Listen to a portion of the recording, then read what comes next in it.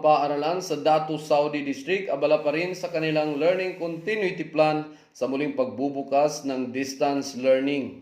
Sa unang bugso pa lamang nitong buwan ng Enero ay abala na ang mga guro mula sa nasambit na distrito.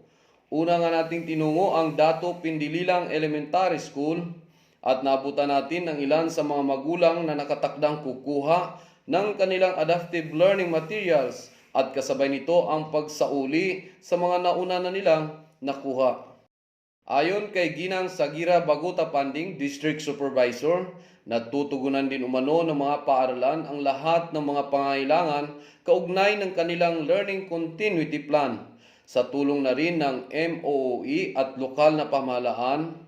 At dagdag pa rito ang tulong na Riso Machine na handog ng Synergia Foundation upang mas lalong mapabilis ang produksyon ng learning materials, bagaman may mga hamon din silang kinakaharap.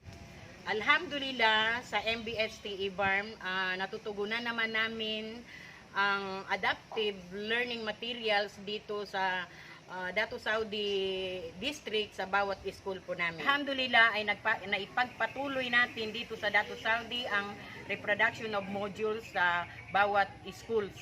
Nagbigay po sa amin ng printing machine or printer na walang iba kundi si Honorable Mayor Idris Sindatok, at saka yung Riso machine namin ay galing po sa Synergia. Kaya maraming salamat po sa inyo.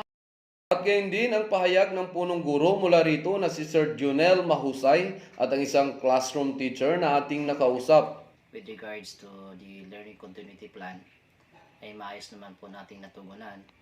Alhamdulillah, kasi bago pa man nag-pandemic, dumating itong ating pagsubok sa entero dunya at kadaigdig na nakaya ng MBHT IBARM na yung dating 7,500 na MOE na mas napataas pa, parang na times 2 na times 3 pa yun.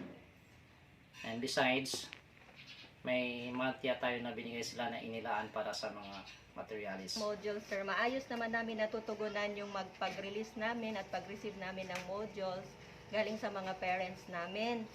Sa pag-print naman namin, ang aming butihing principal ay nag-provide ng printer sa bawat grade level ng paaralan namin, and then doon namin na provide yung mga modules namin. So, at sa ating paglilibot, nagawa nating makausap si Ginang Baylia Nanding, isang magulang, at di umano'y na iraraos naman nila ang pag-aaral sa tulong na rin ng mga kapitbahay at ang iba pang mga kaanak. May mga bagay po ako na nahihirapan doon, lalo na po sa science at saka sa English po.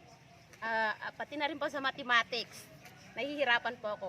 Pero pag hindi ko po alam ang sagot, tumatakbo ako sa kapitbahay namin ng mga teacher. Mayroon po kasi akong kapitbahay na teacher at saka kapatid na teacher. Mula rito ay tinungo din natin ang Dapyawan Central Elementary School na bahagi pa rin ng Datu Saudi District upang makuha ang kanilang pahayag kaugnay ng ginagawang aktibidad patungkol sa kanilang Learning Continuity Plan.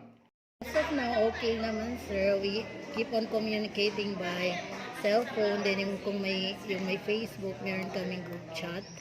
Doon ako nag-update kung ano. Then doon sila nagtatanong kung ano yung gagawin sa mga modules, activities doon. Doon sila nagtatanong or tumatawag yung parents. Sa ngayon, meron po tayong 3 classrooms na i-repair na simulan na. Meron ng kisame, meron na ring divider, pero hanggang ngayon hinihintay pa rin namin kung kailan ito matapos. At ayon na nga sa district planning na ating nakausap, 70% ng mga adaptive learning materials sa bawat asignatura ay nakahanda ng ipamahagi hanggang sa ikalawang linggo nitong buwan ng Enero. Mula rito sa bayan ng Datu Saudi, Maguindanao, ako po si Gregorio Lazarito na nag-uulat para sa Panduan no MPHTE.